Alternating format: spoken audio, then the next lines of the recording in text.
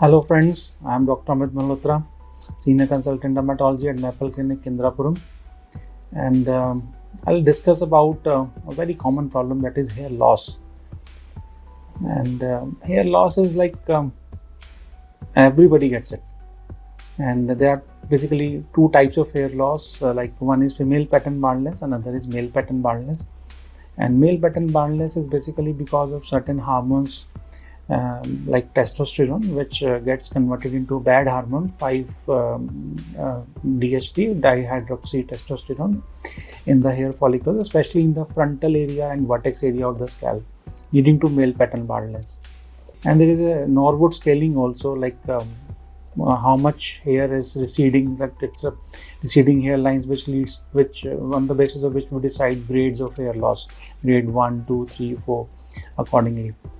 And up to grade 3 and 4, they are easily recoverable with medical treatments, PRP, then GFC, that is growth factor concentrate treatment, and there are another few good treatment like mesotherapy, and with the peptides and other serums which we use, and we get pretty good results, and it's recoverable to some extent. And as far as grade 4 and above hair loss is concerned, and Norwood scale, then certainly then there are methods like hair transplantation, which offers a very good result.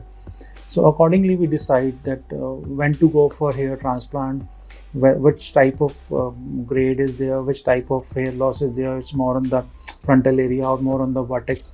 So accordingly, we decide. And all the treatments like mesotherapy, especially GFC, with GFC, that is growth factor concentrate, they are very safe therapies and very now time proven therapies.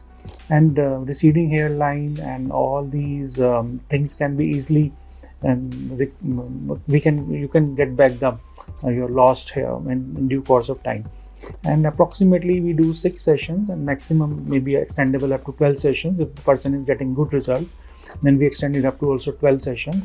And you'll see that within 6 months to 9 months you'll get pretty good results, and approximately 50 to maybe 80% of hairs can be recovered back very easily. And then we'll discuss about female pattern baldness. The pathophysiology is same, but females do not get like baldness like males. Like there is no frontal recession of hairs, there is no vertex loss of hairs. It is basically diffuse loss of hairs throughout the scalp. The mechanism involved is same in most of the cases, and pathophysiology is also same. And the treatment line in females is slightly different. We use different type of GFC concentrates, PRP, and peptide serums to recover the hair loss, and along with medical treatments and certain nutraceuticals, it. And then there is like alopecia areata. It is also a very well defined disorder. Nowadays it's getting very common. And alopecia areata is like overnight balding. एकदम से आपके बाल बिल्कुल खत्म हो जाते हैं, मतलब ओवरनाइट बाल्डिंग बोलते हैं. Within span of 3 days, 5 days, maximum 7 days, you will see that hairs are gone from the scalp, or maybe anywhere in the body, especially in males, like beard area at times, maybe any truncal area or anywhere in the body. So it's like alopecia. Then there are different varieties: alopecia totalis, alopecia universalis. It was like it's like hard disorder to treat, and a lot of therapies has been planned, but in majority of the cases, like alopecia tends to come back. It's more than 50% of the cases it tends to come back, and it's directly linked to stress. Unlike this is not hormonal kind of thing. Unlike female pattern baldness and male pattern baldness, this is directly linked to stress, and this precipitates like anything. And therapies are like intralesional injections we give, mesotherapy we do, we use certain steroid injections also. Nowadays JAK inhibitor plays a very good role in these kind of disorders, and improving the efficacy of the treatment, and the results are pretty good with that. But I would suggest to consult a dermatologist. Don't try self therapy, self treatment. Don't try treatments from YouTube influencers. There are experts to do the treatment. There are expert dermatologists, those who have given a lot of years of practice and into the hair loss science and all that.